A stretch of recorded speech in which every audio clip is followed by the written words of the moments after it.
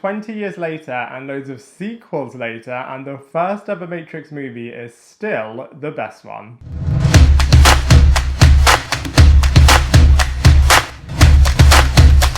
Hello everybody, welcome back to my channel Lifestyle Critic. I hope you're having a brilliant day. So in this video we are going to be reviewing the first ever Matrix movie, which is a science fiction action thriller movie that totally defined a generation and is still hailed as one of the best science fiction movies ever made. And on that point, it easily is also one of the best movies ever made. I mean, it's a dystopian take on a future where humans don't even realise that they are in a simulated world run by machines, where they are also being harvested by those machines, was so mind-blowing and so incredible. And then on top of that, you add in awesome characters, awesome visuals, and some awesome concepts and social commentary as well. Honestly, this movie is pure perfection, and I cannot wait to break it down for you in this movie review. So we open up the first Matrix movie in classic style with the Thomas Anderson character, aka Neo, truly waking up to the truth that machines have plugged all humans into this virtual reality simulated world quite purely for the benefit of their energy, so are using them as batteries. And then it really does pose some really interesting questions. For example, do you want to stay within this fake reality world where you could hypothetically be really happy? Or do you want to wake up and open yourself to the truth and really have the desire to fight for survival? Neo was such a wicked character. I mean, through him, you're learning all about this simulated world as well. And he really is the eyes and ears for the audience. And on that point, the way in which the surviving characters are able to use computers and phones and mirrors to hack into the Matrix, and then also the way in which they were showing different people's perspectives and different paths that all of the different characters want to follow. So for example, the Cypher character who actually wants to be replugged back into the Matrix and re-enter that fake reality world instead of actually knowing the truth. I thought all of those aspects were really fascinating. And I just think Neo was such a wicked hero type character. First of all, of course, he was a bit of a prophesized Christ-like savior character, but also the way in which he's learning about the truth is happening at the same time as the audience is learning the truth. So I just feel like he's such a great guide for all of the audience, and of course in this movie as well. I absolutely love the Oracle. I feel like the questions that she was asking in this movie, literally people after watching this movie really were asking every one of their friends about this as well. So for example, if you knew what was going to happen, would it still happen? I just feel like that is still so mind-blowing even to this day. And all of the fight sequences that were happening within the Matrix, bullet time as well, was absolutely extraordinary. All of the visual effects were so pioneering. The love story between Neo and Trinity and the power of that love story is still something that was able to be revisited in Matrix Resurrections as well. And also all of the fights against the machines, the way in which Neo is getting even more powered up across this movie. Towards the end of this movie, he is a little bit like Superman as well. I absolutely love the way in which they use martial arts as well, super game changing. And I loved all of the Alice in Wonderland parallels as well in terms of how far down the rabbit hole are you prepared to go. Really wicked and really great use of other IP and also other metaphors as well. So from a storyline point of view, I have to say the first Matrix movie is absolutely wicked. So one of the main things that makes the Matrix movie so wicked is all of the awesome casting and characters that they have in this movie. So let's go through them one by one. So first up, of course, we have to say Keanu Reeves. Absolutely brilliant, perfect casting. I feel like originally they were exploring loads of different other names for this role. So for example, it was maybe going to go to Will Smith. It was also maybe going to go to Johnny Depp. But I feel like Keanu Reeves was the perfect person for Thomas Anderson / Neo. Totally owns this role, absolutely kills it, totally smashes it. And literally one of the best casting decisions ever made. He really did embody this hacker in the Matrix who is able to realize that all isn't as it should be, and this really does spark the journey that this character goes on. It totally is the perfect eyes and ears for the audience to really enter this somewhat complex world at first.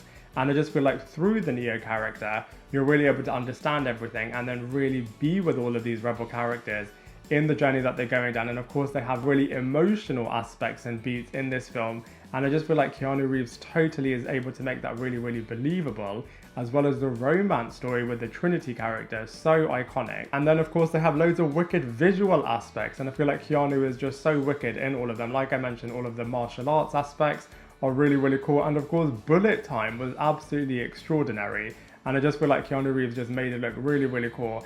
And I love by the end of this movie, he really does rise up to be the hero and just does such a brilliant job. Next up, we have Carrie-Anne Moss as the Trinity character. She, by contrast, is a lot more experienced and is also a member of the Rebels and is just a total badass. I mean, she is opening up this movie and just does such a good job. And also on the romance aspect, like I said, both of these people are just making that romantic storyline so believable. And all of her action sequences are absolutely incredible. And as a character, she is always really, really cool and really, really composed as well. Then completing the Trinity, we have Laurence Fishburne as the Morpheus character. Totally owns the captain role of the Nebuchadnezzar. You can really feel that this ship is his baby, and I just feel like he speaks in riddles a lot, which really does add to his mysterious persona, and he is a real expert coder, and I just feel like he really owns the commander aspect of his role. Next up, we have Hugo Weaving, who was just another wicked casting as Agent Smith, totally unstoppable character. I love the yin and the yang aspects, which totally grew across all of the movies between him and the Neo character, and I also loved how this character is actually really resentful for his part and his role that he has to play in the Matrix, and is somewhat wanting to escape it, and is also somewhat jealous of the Neo character. And like I said, I love the relationship, and I love how they develop both of these characters simultaneously.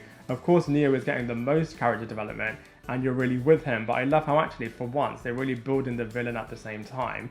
And then another villain is the Cypher character played by Joe Pantoliano, and I absolutely love the fact that actually this is somebody who has been freed from the Matrix and now really resents his rebel team members and wants to be plugged back into the Matrix, and is actually really, really brutal and really does put trust into question in terms of who you are actually putting your trust into, as he totally stabs so many people in the back and is happy to kill off all of them for his own selfish interests in terms of just wanting to be plugged back into the Matrix, and is happy to talk to all of the machines, talk to these somewhat virus characters to have his self-interested desires taken care of. And like I said, very similarly to the Neo character and to Agent Smith, they really did develop all three of these characters well, all of them in particular as well. But I love the fact that they really did develop the darker side of these characters in parallel.